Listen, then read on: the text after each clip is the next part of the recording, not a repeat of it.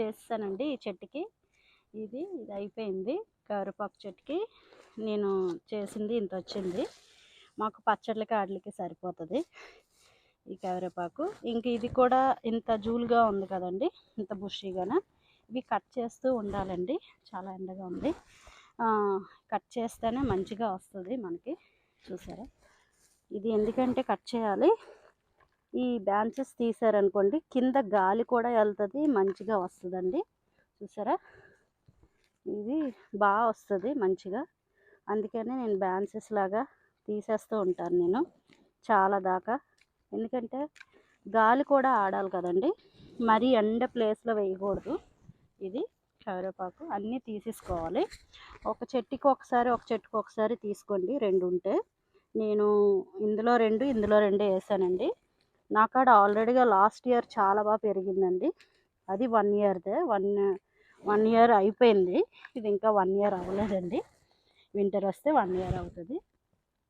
ఇంకా అంతేనండి, ఇలా తీసుకొని పెట్టుకోవడమే. ఇంకా ఏంటంటే దీని గురించి నేను ఏమేమి వేస్తున్నానో కూడా ఈ వీడియోలో చెప్తాను.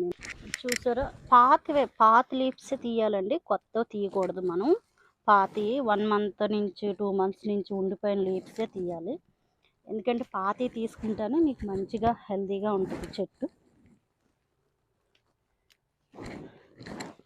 చూసారా, ఇలా పాతవి తీసుకొని వేసుకుంటేనే మనకి మంచిగా వస్తుంది, కొత్తవి తీయకూడదు. అమెరికాలో చాలా ఎక్కువండి కరివేపాకు ట్రీ అంటేనే చాలా ఇదిగా ఉంటుంది. ఒక్కొక్కసారి వింటర్లో కూడా పోతుందండి. మనం ఇది చూసారా, ఇదే బనానా అండి. బనానా తొక్కలు నేను బనానా వేయను, తినేసి తొక్కలతో నానబెడతాను. కొంచెం అందులోని ఒక 4 days నానబెట్టిన తర్వాత కొంచెం మజ్జిగ వేస్తాను. ఈ మజ్జిగ కూడా వేసేసి, చూసారా, మంచిగా ఎక్కువగా తడిగా ఉండకూడదండి. ఇంకా మనకి ఇప్పుడు ఎండాకాలం కాబట్టి కొంచెం జస్ట్ ఇలా వేసుకోవడం. చూసారా, ఇందులోని 2 బనానాస్ వేసాను. ఇంకో చెట్టు ఉంది కదా, మాకు 2 చెట్లు కాబట్టి కదా, ఇందులోనే వేసుకోవడం. ఇలాగా జస్ట్ అలా వేసుకున్నామంటే, చూసారు కదా, ఇది జస్ట్ పెట్టి గాలి కూడా